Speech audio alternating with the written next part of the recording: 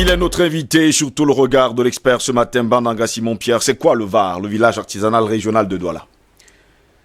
Merci de poser cette question qui me permet d'édifier le public du littoral et partant même du Cameroun. Le VAD, c'est juste une abréviation qui signifie le village artisanal régional de Douala. VARD. Oui. VARD. Bon, je dois également ajouter qu'il y en a dans toutes les régions.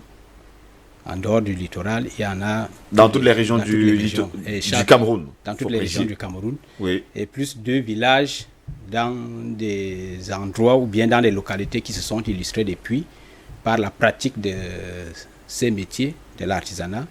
Un village dans le centre, principalement dans l'Oignon et So, en Balmayo, et un autre à l'ouest, dans le Noun, à Fumban. Ça porte le nombre à 12 au Cameroun.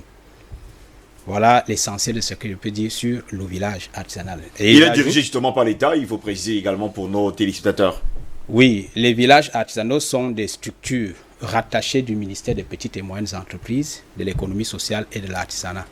Donc c'est des structures publiques, des structures d'État, qui s'occupent principalement des artisans.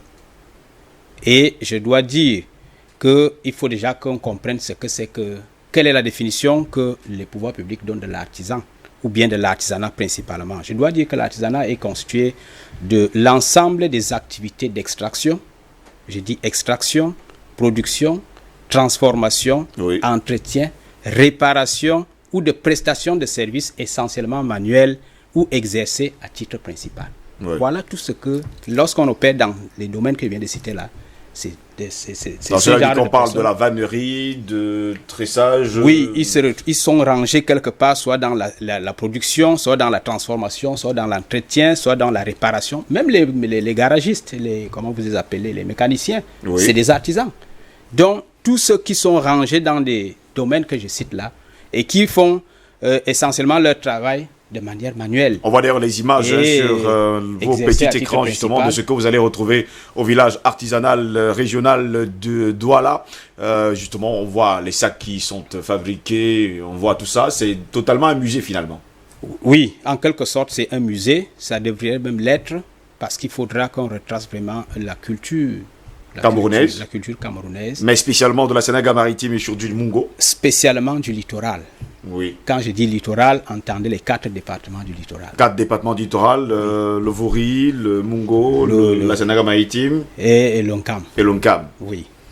Donc c'est cet artisanat, c'est ces artisans qui sont...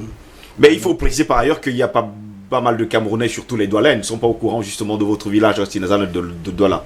Oui, je peux le croire parce que lorsque j'essaie de faire les statistiques de ceux qui visitent notre structure, il n'y en a pas assez. Oui. Pour le moment, je peux vous donner un crédit à cette affirmation. Mais ce que je souhaite justement, c'est que la tendance soit renversée. Et c'est pour ça, c'est ça que m'amène à vous remercier de me permettre de m'adresser à ce pan ou alors à ce domaine qui est intéressant et qui existe depuis la nuit des temps et qui a fait de nous autres ce que nous sommes aujourd'hui. Parce que, comme vous le savez, même jusqu'à aujourd'hui, les pouvoirs publics n'arrivent pas à insérer tout le monde.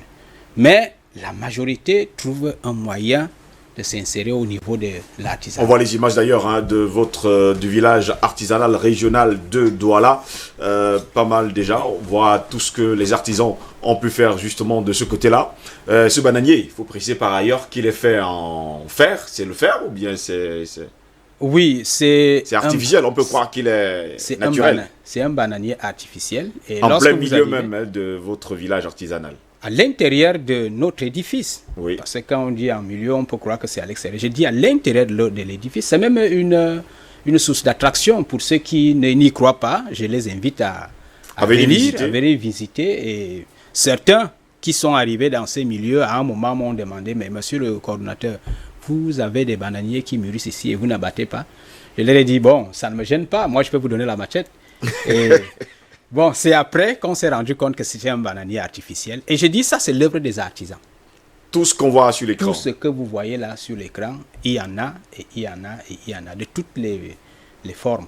Et de toutes, bon, ça c'est des choses physiques qu'on peut voir et qu'on peut retrouver effectivement au village. On peut visiter ou encore on peut acheter? on peut visiter et même on doit acheter, ou on doit acheter, on peut acheter. Ça dépend de la bourse des uns et des autres et du vouloir et de la bonne volonté de certains d'avoir ces œuvres. Et maintenant, quand je parle de la situation géographique, en tout cas du village artisanal de Douala, il est situé où? Le village artisanal régional de Douala est situé à Yassa sur la route de Douala, principalement à côté de l'hôpital gynéco-obstétrique pour ceux qui savent. On voit d'ailleurs la route principale, voilà. Et justement à l'entrée de Chauvou, le village artisanal régional de Douala. Voilà, c'est à ce niveau-là que nous sommes situés. Lorsque vous entrez pour l'hôpital gynéco, avant d'arriver à l'hôpital gynéco, vous avez un autre édifice qui s'impose à vous du côté gauche en allant vers l'hôpital. Visiter, c'est gratuit. Il faut bien préciser à nos téléspectateurs qui ne connaissent pas encore ce qui se passe là-bas. Bon, visiter, surtout que nous avons le souci de faire connaître l'édifice, je vous dis que c'est gratuit. Oui. On ne vous impose pas. Les seules conditions, c'est que vous respectiez les 13 mesures du gouvernement contre le COVID-19. Du COVID-19. Ouais. Et c'est tout. Et vous allez trouver des structures qui vous accueillent. Une fois que vous entrez, vous trouvez déjà un seau d'eau courante et puis vous faites ce que vous devez faire. Et à mesure que vous continuez, il y a d'autres choses qui s'imposent à vous. Voilà les seules conditions. En termes de frais à débourser, je ne crois pas jusqu'à ce moment-ci. Il y avait également un autre problème qui se posait, c'est les artisans qui ne viennent pas en grand nombre justement exposer, faire leur exposition justement dans ce village artisanal. Faut-il leur dire que c'est le chez eux, ils y sont accueillis, c'est gratuitement, ils peuvent venir se former, faire pas mal d'autres choses? Oui, les artisans, vous savez, c'est des gens qui vivent au jour le jour. Ça fait que lorsque tu demandes à celui-là de venir exposer une œuvre, oui, qui va attendre une semaine, 1 mois, 2 mois, voire plus, sans être vendu, il trouve que c'est du temps à perdre. Perdu, oui. Alors, pour lui, mieux vaut vaquer, continuer à vivre comme d'habitude. Et c'est ça qui fait que le village ne soit pas, couru et visité par les artisans. Bon, maintenant, moi, je leur dis, ce qu'ils doivent savoir, c'est que lorsque les pouvoirs publics ont mis sur pied cette structure, ce n'est pas pour les empêcher de mener leurs activités comme ils le faisaient avant. C'est que les pouvoirs publics ont pensé qu'on les permet d'ouvrir un second comptoir. C'est-à-dire que si vous vendiez vos œuvres, comme on les voit marcher le long des routes, continuez à les vendre. Mais prenez au moins 1 ou 2 œuvres, vous déposez au village pour un visiteur qui passerait demain et il peut acheter. Et qui pourrait également demander votre numéro de téléphone pour en avoir plus. Et qui pourrait également demander votre numéro de téléphone pour en avoir plus s'il est intéressé par votre architecture, enfin par ce que vous fabriquez. Et vous comprenez qu'il peut toujours vous solliciter. Et là, c'est ça que les pouvoirs publics pensent.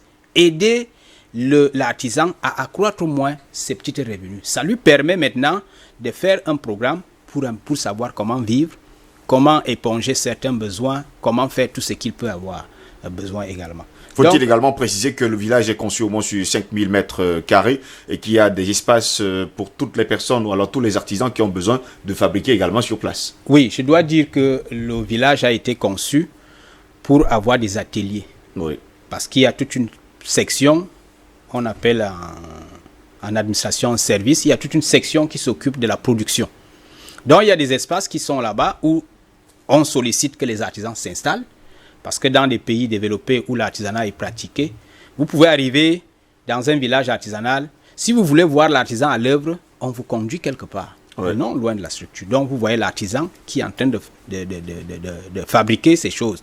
Et de l'autre côté, vous voyez ce qui est déjà fabriqué et exposé. Donc les artisans sont sollicités pour venir s'installer au village, que ce soit pour assurer la production, c'est-à-dire la fabrication sur place, et même pour exposé. Bon, je dois également ajouter qu'en dehors de tout ça, nous avons beaucoup d'atouts. Le village a beaucoup d'atouts.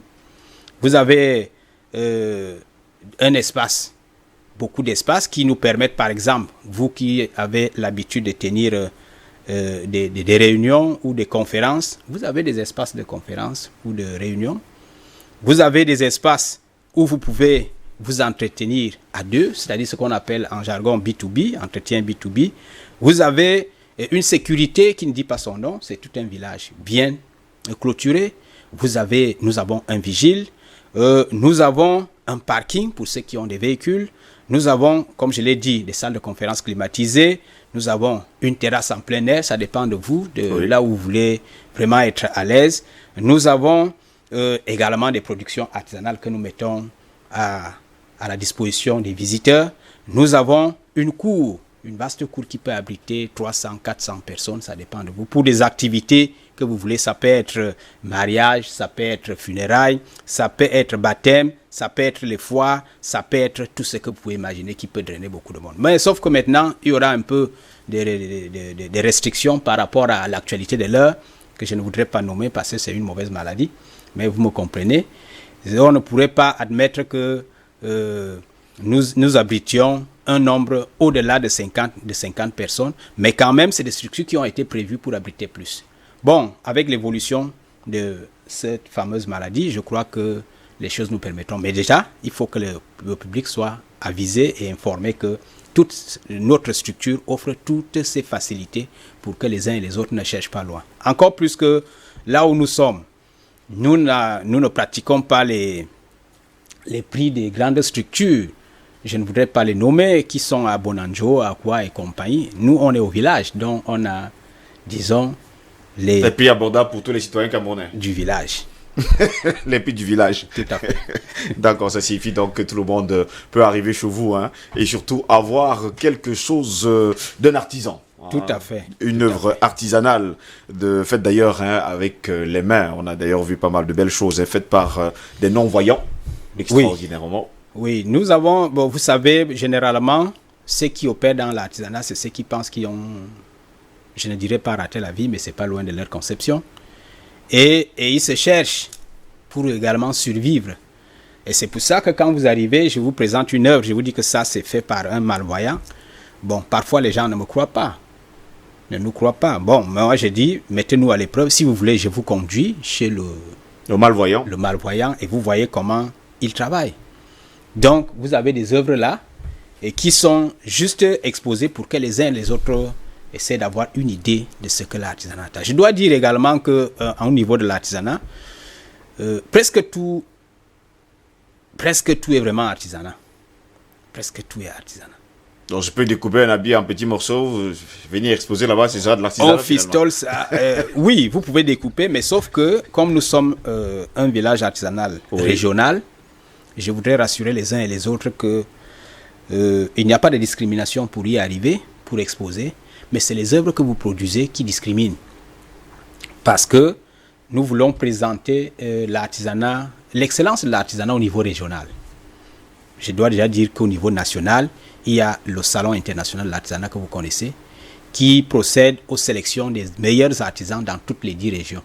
Et c'est eux qui sont convoyés à Yaoundé pour exposer à cette grande manifestation. Et ils sont en concurrence ou en compétition avec les artisans qui viennent des autres pays. Mais au niveau du littoral, donc c'est l'œuvre que vous produisez qui détermine si elle doit être au village ou si vous ne devez pas être au village.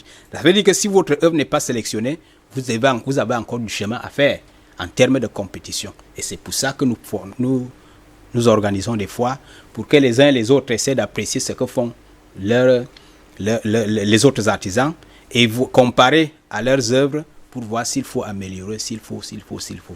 Merci beaucoup, M. Mbananga Simon-Pierre, d'avoir été là ce matin. Je rappelle que vous êtes le coordonnateur du village artisanal et régional de Douala, situé justement à Yassa, à côté de l'hôpital gynéco-obstétrique de Yassa. Merci en tout cas d'avoir été là ce matin.